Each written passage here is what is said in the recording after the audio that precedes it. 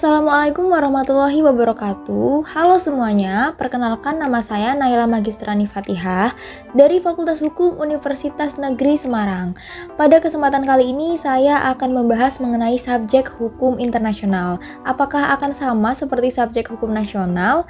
Nah, ayo kita cari tahu. Tonton sampai akhir ya. Sederhananya begini, subjek hukum internasional merupakan siapa-siapa saja yang memiliki hak dan kewajiban untuk bertindak secara hukum di ruang lingkup internasional. Nah, subjek hukum itu berkaitan erat dengan personalitas hukum.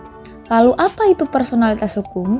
Jadi, personalitas hukum merupakan siapa-siapa saja yang memiliki kewenangan untuk bisa mengajukan klaim di mahkamah internasional serta untuk bisa berpartisipasi dalam melakukan traktat atau perjanjian internasional.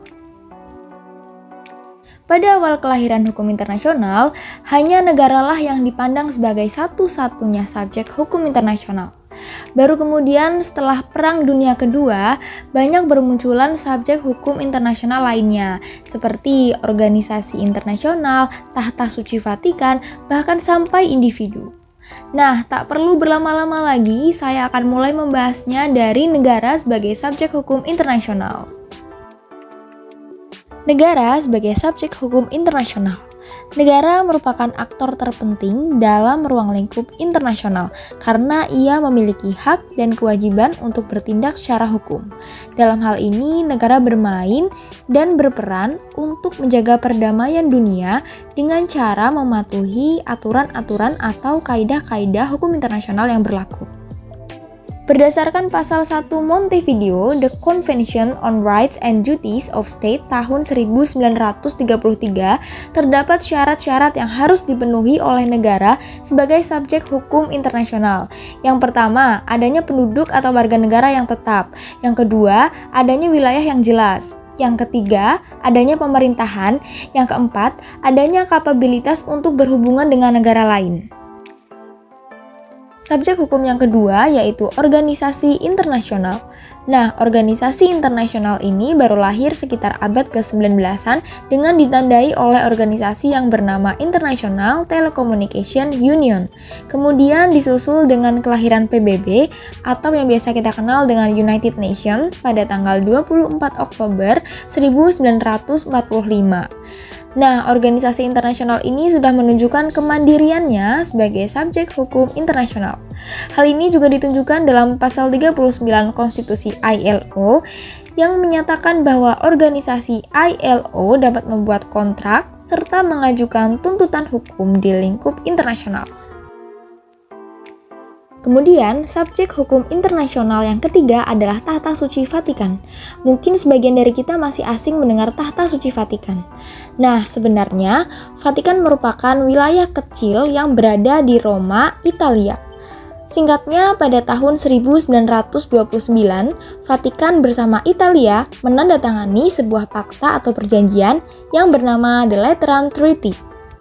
Perjanjian Lateran tersebut intinya adalah berisi mengenai pengakuan kedaulatan Vatikan sebagai sebuah negara. Kemudian dari situ, banyak negara-negara lain yang mengakui Vatikan bukan sebagai suatu wilayah atau kota lagi, tetapi sebagai sebuah negara yang posisinya sama seperti negara-negara lainnya. Subjek hukum yang keempat adalah individu. Pada awalnya, individu merupakan subjek hukum nasional. Hingga sampai saat ini, individu telah diakui keberadaannya sebagai subjek hukum internasional. Dengan catatan, individu tersebut telah mendapatkan persetujuannya dari negara.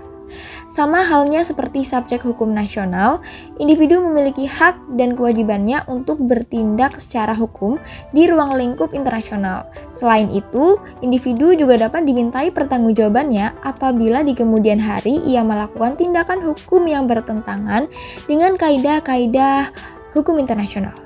Dalam Perjanjian Perdamaian 1919, dinyatakan bahwa ada kemungkinan bagi individu untuk mengajukan tuntutan hukum secara langsung ke pengadilan.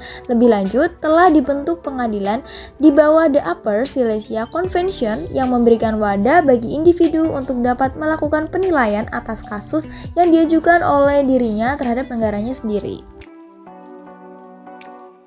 Nah, seperti itulah subjek-subjek hukum internasional yang dapat saya bahas melalui video ini.